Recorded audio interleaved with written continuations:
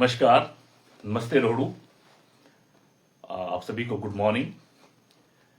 देखिए, मेरे पास लगभग पिछले ऐसे तो सप्ताह भर से, लेकिन पिछले 3 दिनों से, जब से हमने बॉयज कैंडी से सीबीएसई स्कूल को लेकर के बातचीत की है, उसके बाद बहुत सारे पेरेंट्स के कॉल आने शुरू हुए हैं। हालांकि उनकी तरफ से रिटर्न में कोई शिकायत नहीं दी गई है, ना ही कोई रिटर्न में जो है कोई बात कही गई है। जो बातचीत है वो वर्बली और टेलीफोन पर बताई जा रही है। स्कूल त्याग प्रमाण पत्र, जिसको हम स्कूल लिविंग सर्टिफिकेट बोलते हैं, उसको लेकर के कुछ पेरेंट्स ने ये कहा है कि कुछ निजी स्कूलों के द्वारा उनके बच्चों के जो एसएलसी है, स्कूल लिविंग सर्टिफिकेट है, वो रोका जा रहा है। हालांकि ये कितना तथ्यात्मक है और कितना नहीं है, इस बात की पुष्टि हम अभी तब तक नहीं कर सकते जब तक कोई आदमी जो है, कोई भी पेरेंट्स जो है रिटर्न में प्रशासन स्तर पर या हमारे सामने खुद कैमरे पे आकर के या फिर हमारे सामने जो है अपनी तरफ से जो लिखित रूप से चीजें ना बता दे। लेकिन अगर सच में ही ऐसा कुछ हो रहा है तो फिर उन तमाम स्कूलों को, हालांकि उन्होंने स्कूल का नाम मेंशन नहीं किया कि किस किस स्कूल में ये हो रहा है, लेकिन अगर किसी स्कूल के द्वारा सच में ही ऐसा कुछ किया जा रहा है तो उनके लिए सीधे तौर पर एक बात कहना चाहूंगा कि एक बच्चे का ये फंडामेंटल राइट्स है। एक बच्चा और उसके माता पिता, उसके अभिभावकों का ये मौलिक अधिकार है कि उनको किस स्कूल में और कब शिक्षा दिलवानी है। ये यहाँ के निजी स्कूल डिसाइड नहीं करेंगे, खासकर वो जो है एसएलसी रोक रहे हैं। कुछ पेरेंट्स ये कह रहे हैं कि वो कह रहे हैं कि हमारे स्कूल में प्रिंसिपल नहीं है, कुछ के स्टाफ का हवाला देकर के कुछ कह रहे हैं, कुछ कह रहे हैं कि आपको अगले महीने कितनी तारीख को दिया जाएगा। तो ये आप गलत प्रैक्टिस कर रहे हो।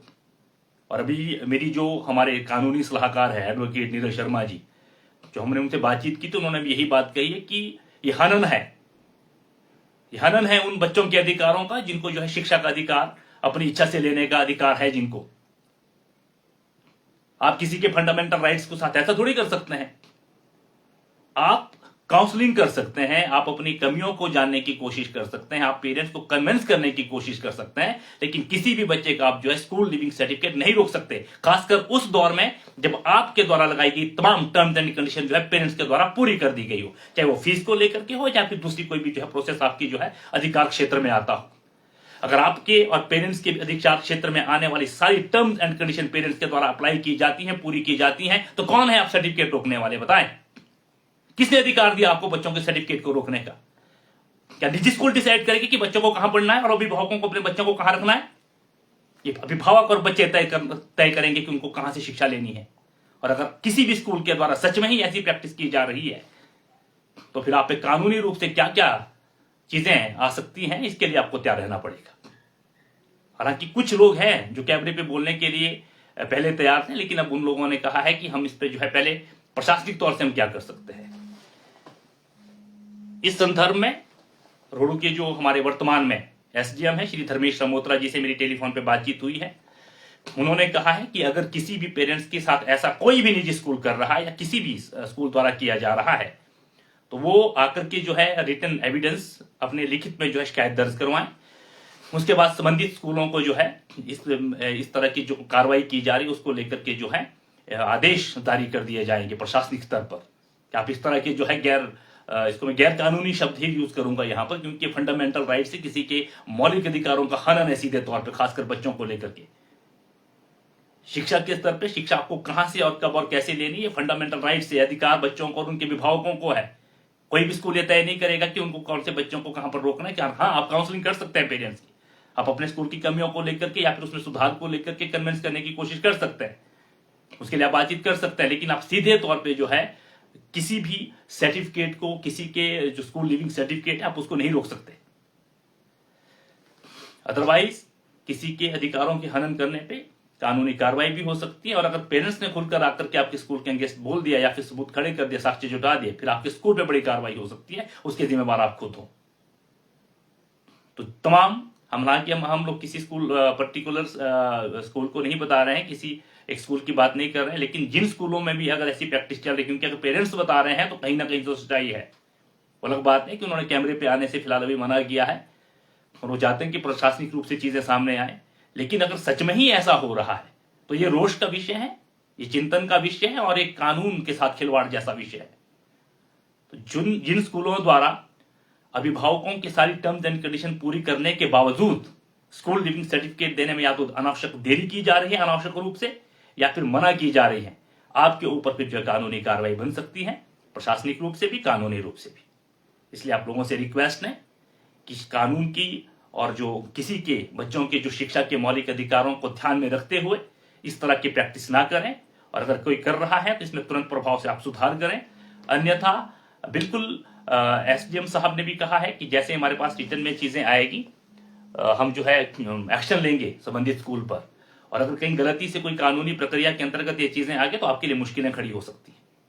तो आप लोगों से रिक्वेस्ट है कि बच्चों को और उनके पेरेंट्स, उनके अभिभावकों को जो अधिकार मिला है, जो उनका फंडामेंटल राइट्स है, शिक्षा का ग्रहण करने की उनकी जो अधिकार है, आप उसके रास्ते में रोड़ा नहीं बन सकते, आप उसमें एरर नहीं लगा सकते, आप उनको प्रेशराइज नहीं कर सकते, खासकर उस स्थिति में जब पेरेंट्स के द्वारा जो है अपने बच्चों को लेकर के आपके स्कूल की डॉक्यूमेंटेशन की टर्म्स एंड कंडीशन पूरी तरह से जो है पूरी कर दी गई हो। उनका अधिकार है उनको कहां पढ़ना है कहां नहीं पढ़ना है। तो आप लोगों से रिक्वेस्ट है इमीडिएट एक्शन से, तुरंत प्रभाव से, यथासंभव जल्द से जल्द जिन पेरेंट्स द्वारा अपने बच्चों को आपके स्कूल में नहीं पढ़ाया जाना, आप काउंसलिंग, फिर मैं बार बार बोल रहा हूं, आप काउंसलिंग कर सकते हो कुछ मिनट्स के लिए, बातचीत रख सकते हो, अपना पक्ष रख सकते हो, अपनी कमियों को जानने के लिए या फिर अपनी कमियों में सुधार के लिए, वो एक अलग विषय है। लेकिन आप किसी बच्चे की जो है सीएलसी को नहीं रोक सकते, एसएलसी को, माफ कीजिएगा, स्कूल लिविंग सर्टिफिकेट को जो है एसएलसी को आप नहीं रोक सकते हैं। ये गैर कानूनी है, ये किसी के अधिकारों का हनन है। और आप पर अगर बच्चों ने, और हम लोगों ने खुद बात की पेरेंट्स से, उन्होंने ये कहा है कि अगर 2-3 दिन में ऐसी स्थिति रहेगी तो खुद जेवीएम टीवी के माध्यम से जो सार्वजनिक रूप से जो है आपका स्कूल का नाम रखेगा, और उसके बाद कानूनी प्रक्रिया का फिर कानूनी जो स्कंजे होंगे या फिर कानूनी जो प्रक्रिया वो तो फिर आपके खिलाफ लाई जाएगी अमल में, चाहे वो प्रशासनिक स्तर पर बातचीत हो चाहे कानूनी स्तर पर। किसी भी बच्चे की शिक्षा के अधिकारों से उनको वंचित करना या उनको प्रेशराइज करना ये अपराध है। तो आप लोगों से रिक्वेस्ट है कि आप किसी भी बच्चे की जो स्कूल लिविंग सर्टिफिकेट वो ना रोकें। अगर आपके और आपके स्टूडेंट्स और आपके उनके अभिभावकों और आपके बीच जो टर्म्स एंड कंडीशन, चाहे फीस स्ट्रक्चर या दूसरी जो टर्म्स एंड कंडीशन आप लोगों ने पहले अप्लाई की हो, अगर उनमें पेरेंट्स जो है पूरी तरह से खरे उतरे हैं तो आप अनावश्यक रूप से जो किसी का सर्टिफिकेट नहीं रोक सकते हैं। उम्मीद करता हूं कि आप समझदारी से काम लेंगे और इस तरह से ना आपके स्कूलों की कल को बदनामी हो और ना आप पर किसी तरह से कानूनी और प्रशासनिक रूप से कार्रवाई हो। उससे पहले समझदारी से आप जो अपने उत्तरदायित्व का, अपने कर्तव्य का ईमानदारी से निर्वहन करेंगे। मैं हरीश पांडे भी चाहता हूं आपसे इजाजत। बहुत बहुत धन्यवाद।